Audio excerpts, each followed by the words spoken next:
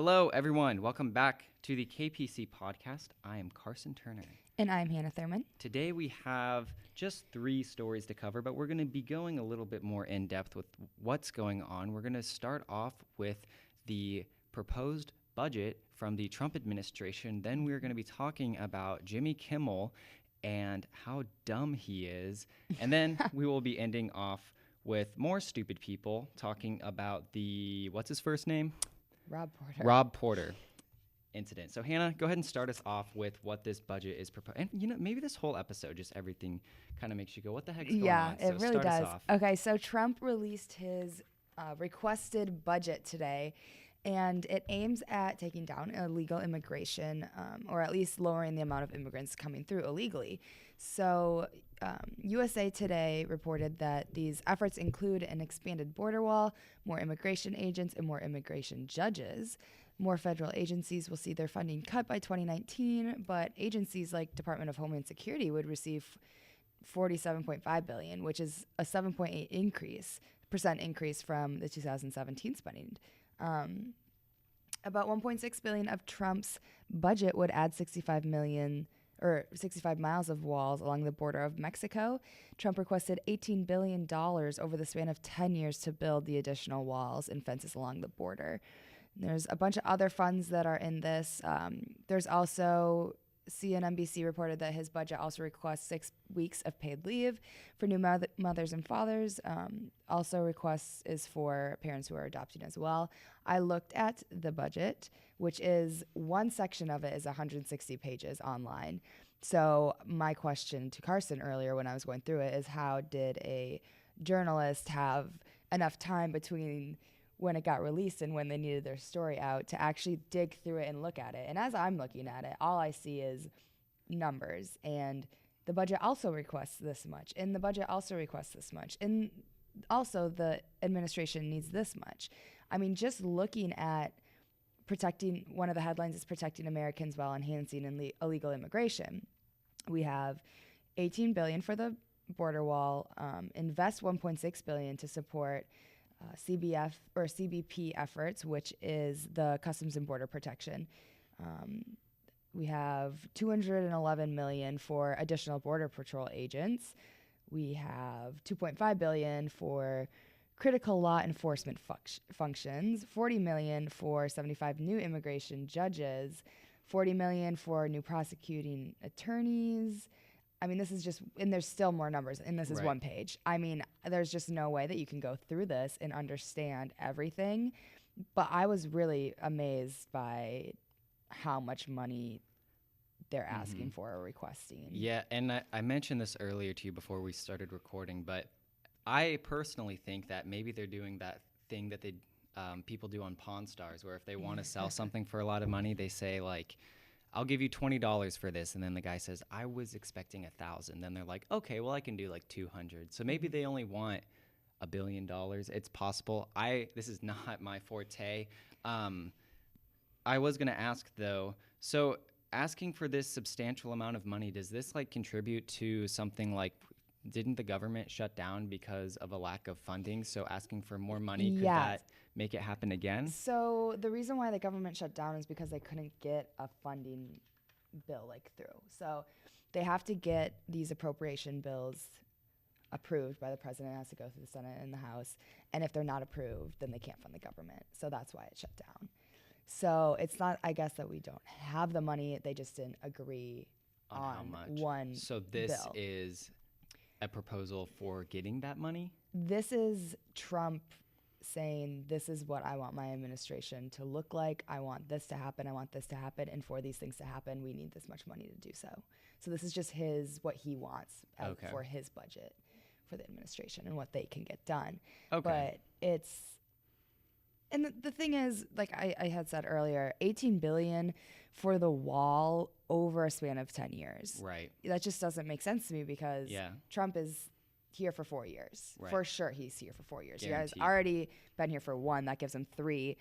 This will get passed, I don't even know, in a month or a year, and then they'll have to hire all these people and get everything that they need for it, and then that might leave them with a year or 2 left, and then he'll need to get reelected to make that happen, and that's still only 8 years. Right. So I don't know. It'll be interesting to see what happens. I have never believed that this wall was going to happen. Right. But now that he's not saying that Mexico's paying for it, and he's actually requesting American dollars for it. Yeah. I think I that don't was know. something that a lot of people knew was going to happen during the campaign. Everyone knew that Mexico was not going to pay for the wall. That it was absurd to suggest that. And I mean, I technically wouldn't argue against the idea of a wall if we didn't have to pay for it. But now that we have to pay for it, a lot of people are now seeing how difficult it would be to actually make this wall and just kind of how impractical it would be. It would just take so long to like I think there's got to be so many other ways to go and I guess quote unquote fix immigration, but this is just something that you wouldn't see results from it until it gets built, because there's always going to be a way around the wall until the wall is done. And I think it was USA Today, the article from them that I was reading said that it was only, they want it to be in one area, which was in Texas, the Texas Rio Grande Valley. So like all of 2019's money for this would be used in that area. Maybe it's so expensive because, like, if you've ever seen Trump's hotels, they're gold. So maybe the wall is going to be golden. Maybe. But I was going to say something else. Oh, it could be possible, too, that assuming he gets reelected, whoever is the next president, they're like, well, we've got half of a wall, might as well finish it. So maybe that's their potential plan. But, yeah, that's quite a proposal. I mean, I haven't looked at other presidents' proposals to see how much they request for things like that. But I think we can all agree that the idea of the wall is a little absurd, unless you are pro-wall. And in that case, come to the show and talk to us. We'd like to talk to you. I'd love to hear some insight on that one. But, yeah, is that it for that story? That's it for that one.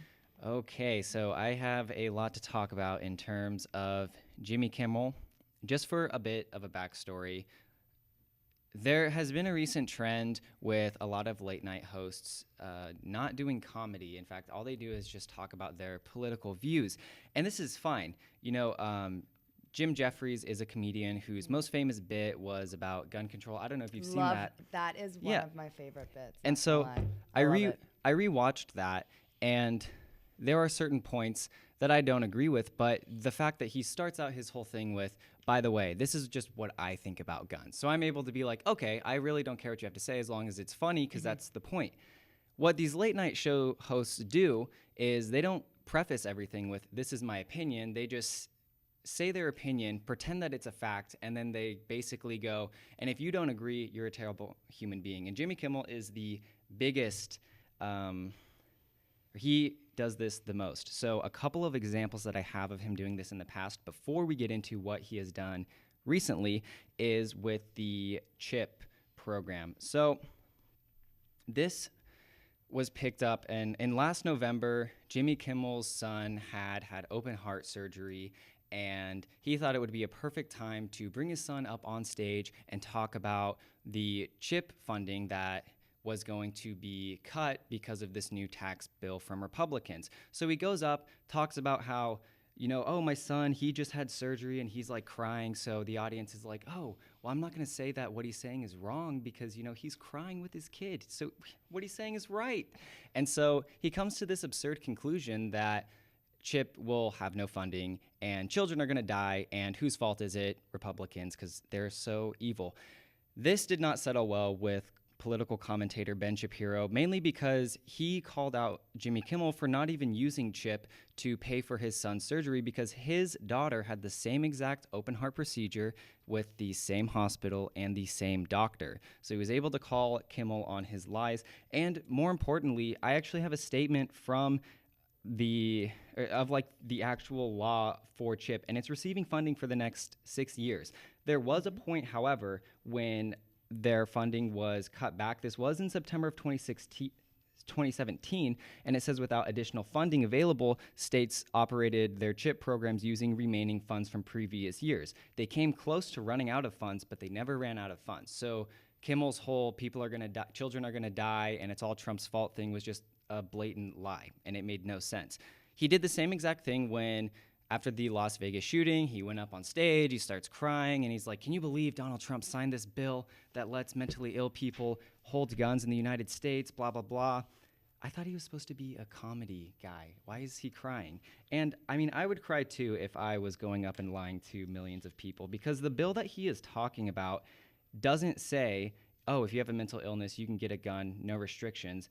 This is actually from Americans for Responsible Solution Foundation and the Law Center to Prevent Gun Violence. These are people who are very against guns being used irresponsibly. But whenever it comes to the background check process of owning a gun, if you have a mental illness, you're not on that list of background checks, which means that you just can't own a gun. The problem with that is the people who are put in the category of having a mental illness are people who are just protected with Social Security. So it could be a physical disability, or it could also be a mental disability. So like if someone doesn't have an arm, they would be receiving disability checks, but according to the law, they wouldn't be allowed to have a gun because the way the background check system works, it would just say, oh, you have a disability, no gun.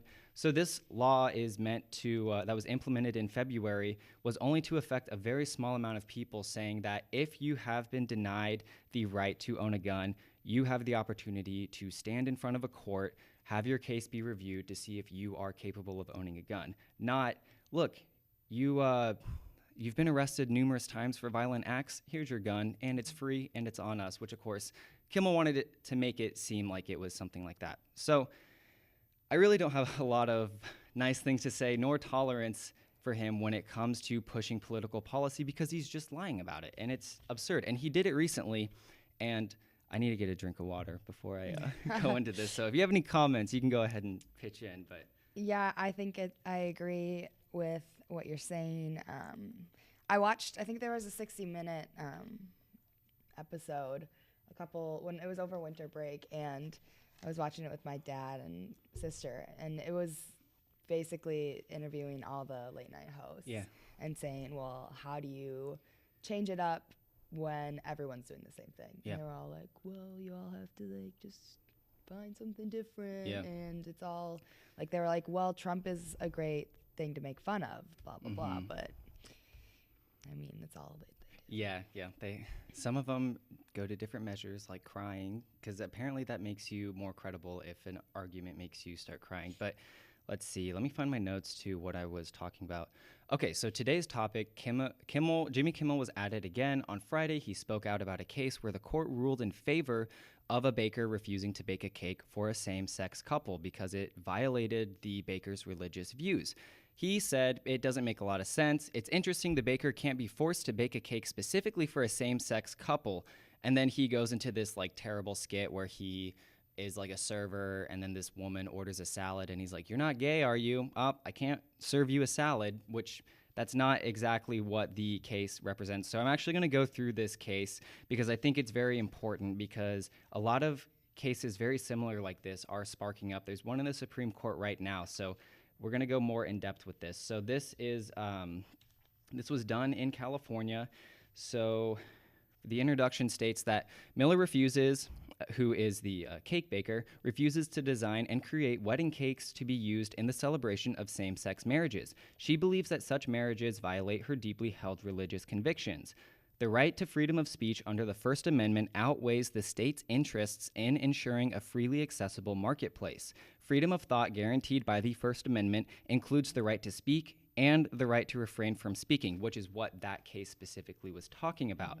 No public commentator in the marketplace of ideas may be forced by law to publish any opinion with which he disagrees with in the name of equal access. No person may be forced by the state to stand and recite the Pledge of Allegiance against their will, whenever I read that line, I always thought of that kid that you went to high school with who was like the skateboarder who would never stand for the Pledge of Allegiance.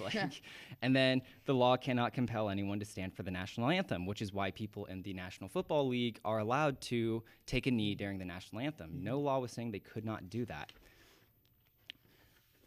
Further, it says, no vendor may refuse to sell their public goods or services not fundamentally founded upon speech, based upon their perceived perception of gender identification of their customer upon religious grounds. A retail tire shop may not refuse to sell a tire because the owner doesn't want to sell tires to same-sex couples. There is nothing sacred or expensive about a tire. So this is where it gets more interesting. The way that this situation played out was the same-sex couple went into the shop, they had a cake tasting, and they were interested in having a cake made for them. The owner later found out they were a same-sex couple. They said, look, I can sell you anything in this store, but I just personally will not make a cake because it goes against what I believe. However, I will recommend these bakeries to you, and you can go to them instead. So it's not as cut and dry as Kimmel made it out to be. He kind of put it in this framework that they walked in together and they were like, excuse me, are you gay? Get out of here. That's not what happened. And I also looked at the amount of competitors that were within that area, and I think 4 bakeries were less than 10 minutes away. So it's not like it was incredibly difficult for this couple to find an alternative, especially when when Miller personally gave them a recommendation. So let's see. Yeah, that's basically all I've got on that specific case. But I mean, you see this trend all the time with late night hosts when they just go out and do it for the sake of comedy, but at the same time they want to be taken seriously. I'd have no problem if Kimmel butchered all of these facts, but was doing it for the sake of comedy. But he goes up there with his very serious tone and his child making, please feel sorry for me, please vote this certain way based upon what you're talking about. And I thought it was interesting that, let me find this specific point. I'd written that, maybe Jimmy Kimmel's not trying to push a specific agenda, and he's genuinely a good person. I mean, after all, he's not required to talk about these political scandals. He actually took a step out of politics during the Harvey Weinstein scandal, saying, the idea that I have to speak out on every subject is nonsense. So he certainly wouldn't opt out of talking about sexual harassment because it's not like there's a clip of Jimmy Kimmel asking women to put their hands down his pants or anything, right? Oh, what's this? What's in my pants by Jimmy Kimmel? That's kind of funny. And he also talked about recently in a Pod Save America performance. Do you perform a podcast? You talk? It was a live podcast. Okay, then yeah, I guess. He said something like,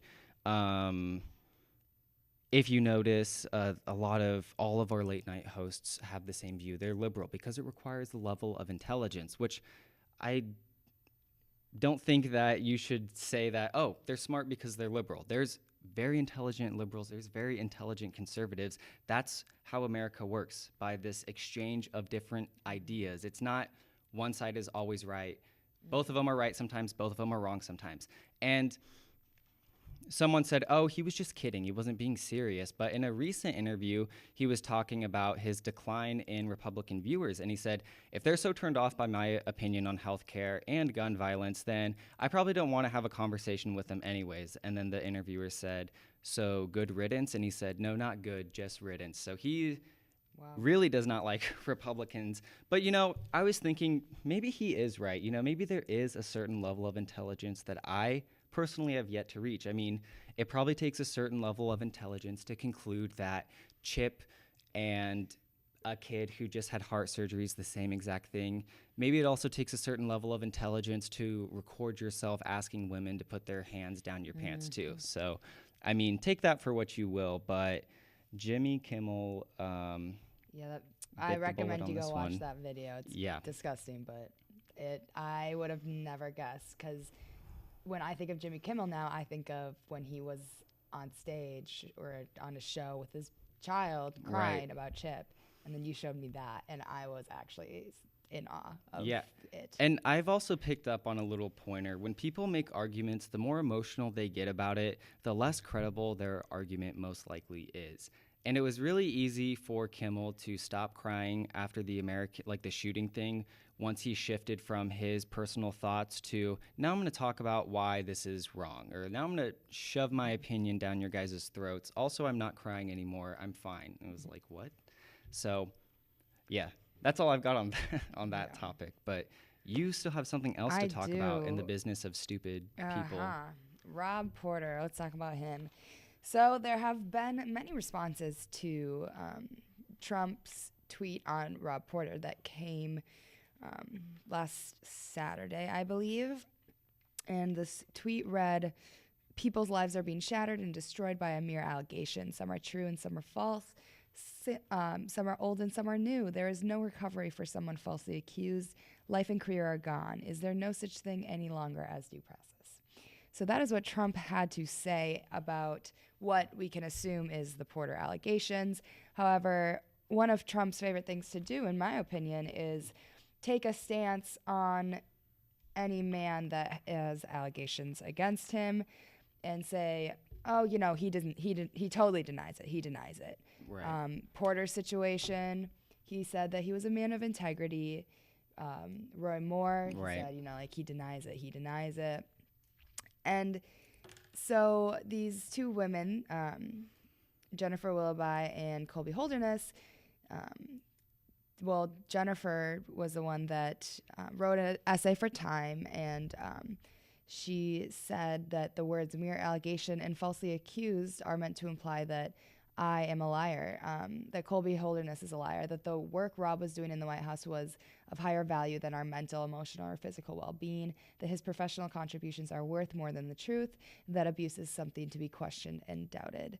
And so with that, the president seems to be completely ignoring all these very strong case that these women have against him. They have police reports from years ago. They have pictures. At one point, Jennifer Willoughby had a lesser version of a restraining order against Porter, and because I don't remember in the interview that I was watching if she said he punched a window before she got that or after.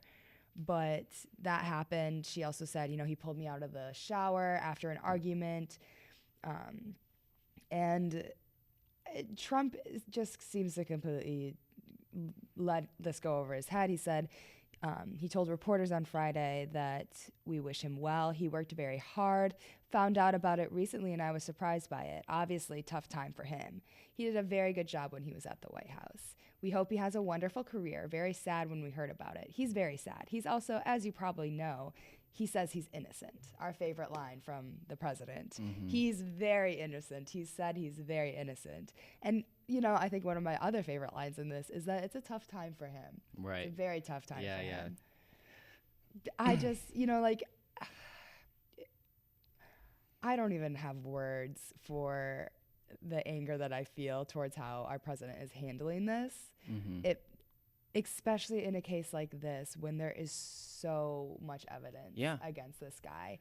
And I mean, these women are so great for speaking out on this because there was a background check on this dude. And he got into the White House. The FBI called Jennifer and she told them it just, there's so much evidence. Like, he did it.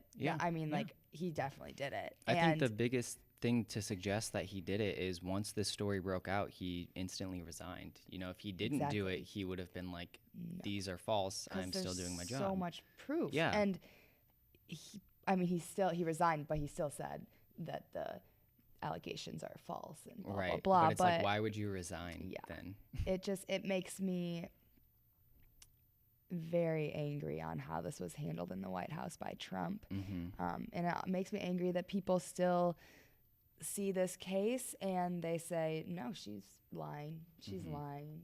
That Do they bring anything forward when they say that she's lying, or is their overall idea just they're lying because they're lying? I did, after you had asked me that earlier, I tried to look into it a little bit and I didn't see any articles on it. I'm assuming because most people don't want to go to a newspaper and be like, yes, I think that she's lying because of this. But Trump he doesn't have any excuse other than he says that he's innocent, so he's obviously the man must be innocent. So that's interesting. Yeah, I feel like even if he was assuming that maybe Trump had heard about it the day that he was asked by the reporters. The appropriate thing for him to say is, they're looking into it right now. I can't comment on the matter because I just don't know what's happening. Instead of just saying, even though it didn't seem by the quote that Trump explicitly said that I think he's innocent, or like he says he's very, very innocent. It kind of plays into the idea that Trump is he's supporting the idea that that Porter is innocent, which not a good look, especially since he did the same exact thing for Roy Moore. Those allegations were very credible. I mean, women had like yearbooks of that he signed. Too. Yeah. And I don't know. I feel like there's a lot of sexual allegations on both sides, because Al Franken, he had that picture of him grabbing that women's breasts. Hillary Clinton recently got in trouble for firing a woman who spoke out against being sexually assaulted. What was that, in like 2008? It was a while back. Yeah. So. But yeah, he handles it completely different, obviously, for that. And to me, Franken, he resigned. Yeah. And I think that he should have gotten at least it should have been looked into more. But I mean, when I saw that, I was not happy about it at all. But the Roy Moore and this Porter case, I think that these have so much more credibility to them, and he's not even trying to listen to it. It's like, oh, he's Republican and he was my chief of staff. He's on my team, even if he did this. Yeah. And I think that is very toxic, regardless of what party you're affiliated with, because you want the best people. And if you find out that someone on your team has been beating up women, it's like, okay, get out of here, because I only want the best of the best. And when you falsely assume their innocence, and then they turn out to be guilty, it just makes the entire party look bad. Exactly. And I just can't get over the fact that the FBI literally, they did a background check on him. Yeah. He got through. They talked to both of his ex-wives, and they had all the information, had the police reports, and they still allowed him to be in it. Like, that is just beyond me. But absolutely, yeah. A lot of things happened today. So that's going to do it for today's episode of the KPC Podcast. And be sure to join us on Wednesday when we will have our next newscast.